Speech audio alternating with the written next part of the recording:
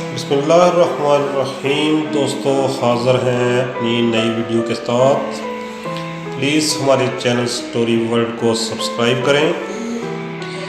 دوستو گزشتہ دنوں ایک خبر نے پاکستان اور چین کے عوامی اور حکومتی حلقوں میں یک وقت تشویش کی لہر دوڑا دی۔ اس تشویش کی نوعیت کا اندازہ اس بات سے لگایا جا سکتا ہے کہ دونوں ملکوں میں حکومتی سطح پر اس خبر کا نوٹس لینا اور اس پر اپنے رد عمل کا اظہار کرنا ضروری سمجھا گیا۔ خبر یہ تھی کہ چین کے لڑکے یا مرد ہمارے یہاں آ کر لڑکیوں سے شادی کر کے انہیں چین لے جا رہے ہیں۔ وہاں ان لڑکیوں کو جنسی کاروبار کے لیے استعمال کیا جاتا ہے اور جسمانی اعضاء بالخصوص گردوں کے فروخت پر مجبور کیا جاتا ہے۔ ظاہر ہے یہ ایک سنگین خبر ہے جسے سن کر کوئی بھی باشعور باضمیر شخص غم و غصے اور نفرت کے اظہار سے باز نہیں رہ سکتا۔ دوستو اس خبر کی سنگینی میں اس وقت اور اضافہ ہو گیا جب یکے بعد دیگرے ایسے کئی اور واقعات سامنے آئے۔ یہ شکایات پہلے پولیس تھانوں تک اور اس کے بعد FIA تک جا پہنچی۔ ان رپورٹس پر متعلقہ اداروں میں کھلبلی مچی۔ متحدہ عملے نے اس معاملے میں پہلے اپنے اعلیٰ افسران سے رابطہ کیا، پھر یہ خبر ان کے ذریعے اعلیٰ حکام تک پہنچائی گئی۔ غور و خوض کے بعد کارروائی کا حکم دیا گیا۔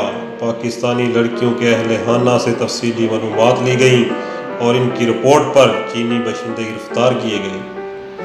یہ گرفتاریاں ملک کے مختلف شہروں میں ہوئیں جن میں لاہور، فیصل آباد، منڈی باولدین، اسلام آباد شامل ہیں۔ دوستو چینی باشندوں سے ابتدائی تفتیش کے بعد ان کی نشاندہی پر ان کے کچھ اور ساتھی اور مقامی سہولتکار بھی گرفتار کیے گئے۔ بعد ازاں FIR درج ہوئی، ملزمان کو عدالت میں پیش کیا گیا۔ عدالت نے مزید تفتیش کے حکم کے ساتھ ملزموں کو جسمانی ریمانڈ پر متعلقہ اداروں کے حوالے کر دیا۔ حالیہ اطلاع کے مطابق 79 افراد گرفتار کیے جا چکے ہیں۔ دوستو ٹی وی چینلز نے اس خبر کو پہلی مرتبہ اسی سنجیدگی سے دیکھا اور نشر کیا، لیکن یہ خبر ابھی اچانک سامنے نہیں آئی۔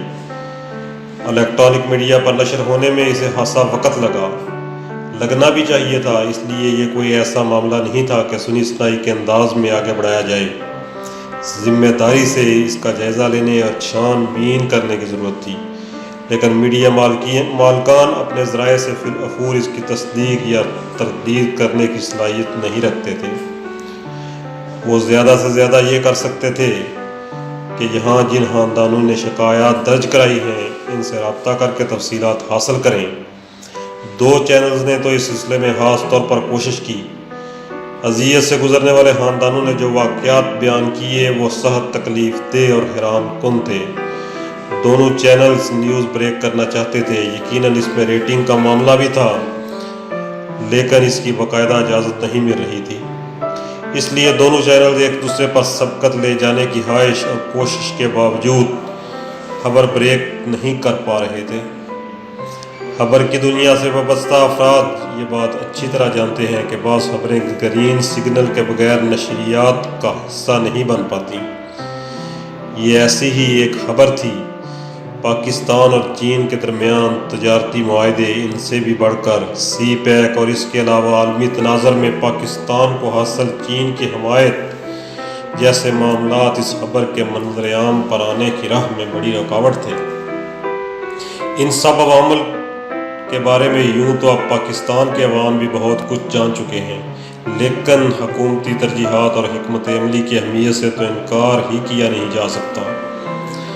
ہمارے ادارے اور ارباب اختیار نے اس سلسلے میں خاصا وقت لیا، حالانکہ سوشل میڈیا نے گزشتہ ایک ماہ کے دوران اس خبر کو نہ صرف پھیلایا بلکہ اس حوالے سے تبصرے اور آراء بھی سامنے آئیں، لیکن اس کے باوجود سوشل میڈیا پر اس خبر کو وہ توجہ نہیں مل سکی جو اسے ایک ایسے نیوز آئٹم بنا دے کہ پھر کوئی بھی حکومتی ادارہ اس کے لیے مزاحمت کے لائق ہی نہ رہے۔ دوستو اصل میں سنجیدہ اور پڑھا لکھا طبقہ سوشل میڈیا کی کسی بھی سرگرمی کو اس وقت تک قابل توجہ ہی نہیں سمجھتا جب تک دوسرے ذرائع اس کی تصدیق نہ کریں۔ یقیناً یہ درست رویہ بھی ہے، اس لیے کہ سوشل میڈیا اپنی صحت اور مزاج دونوں لحاظ سے کوئی بھی قابل اعتبار ذریعہ نہیں ہے۔